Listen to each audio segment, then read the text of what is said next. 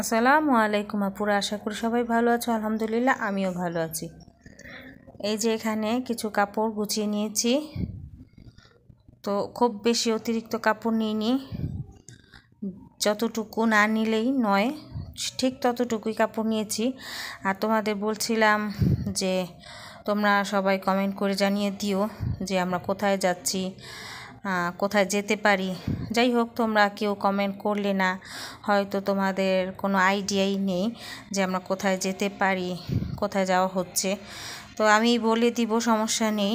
তো এই যে আমি কিন্তু খুব তাড়াহুড়া করে আমার কাজগুলো গুছিয়ে নিয়েছি দিনের বেলায়, যেহেতু ব্যাগ গুছিয়ে নিতে হবে, তাই যেগুলো মনে পড়ছে সেগুলোই আমি ভরে নিচ্ছি আর কাছাকাছি রাখছি। তো এখানে তোমাদের ভাইয়ার একটা শার্ট আর একটা প্যান্ট ইস্ত্রি করে নিলাম।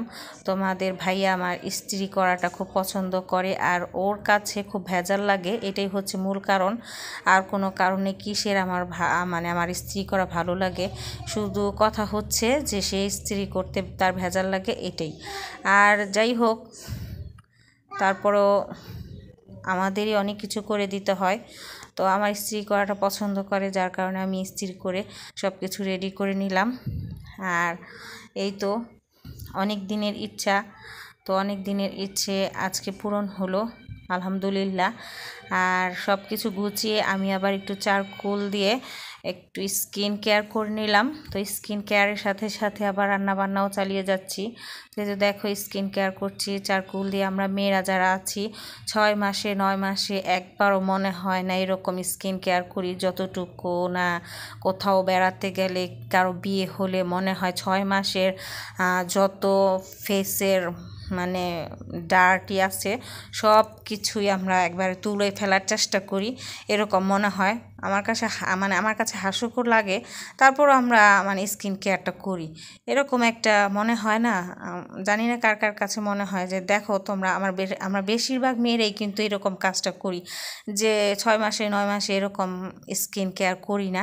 হঠাৎ করে কোনো বিয়ের প্রোগ্রাম, কোনো অনুষ্ঠান কিংবা কোথাও যাওয়ার নাম শুনলে কিন্তু আমরা একেবারে স্কিন কেয়ার করা শুরু করে দিই, মনে হয় কত ময়লা যেন আমাদের ফেসে আটকে রয়েছে, এরকম লাগে।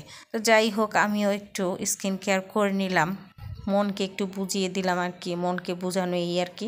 তো এই তো দুপুরের কী রান্না করলাম সেটাও তোমাদের সাথে শেয়ার করলাম। এই যে দেখো, চিকন চালের ভাত, আর হচ্ছে এখানে আমার মুরগির 2টা ডিম ফ্রিজে ছিল, তো আমি ভেজে নিলাম, যেহেতু আমরা কোথাও যাচ্ছি, তো যার কারণে ভেজে ছেলেকে খাইয়ে নিলাম, দুপুরে খাইয়ে দিয়েছিলাম ভাতটা। তো এখানে আমার মেয়ে আবার আমাকে রেডি করে দিল। আর ভেবেছিলাম 2টা ব্যাগ লাগবে, তো একটা ব্যাগে হয়েছে, তো ভালো কথা। গাট্টি বস্তা বড় হয়নি, ছোট হয়েছে, তো 2টার জায়গায় একটা হয়েছে, আর একটা বড় ব্যাগ নিয়েছে, আর কোনো ছোট ব্যাগই নিইনি সাথে। তো এই যে প্রয়োজনীয় জিনিস একটা একটা করে মনে হয় সাথে সাথে ব্যাগে ভরে রাখি, এই আর কি। আর ছেলের জন্য একটু ফুটানো পানি নিয়ে নিলাম, যেহেতু দূরের রাস্তা যাচ্ছি, লং ড্রাইভে যাচ্ছি। তো এখানে ছেলে, মেয়ে, আমার হাজব্যান্ড, আমি, বড় মেয়ে সবাই আমরা রেডি হয়ে নিয়েছি। আর এখানে তোমাদের ভাইয়ার সাথে একটু প্রয়োজনীয় কথা সেরে নিলাম। তো সব কিছুর সাথে সাথে সব কিছু তোমাদের সাথে শেয়ার করলাম।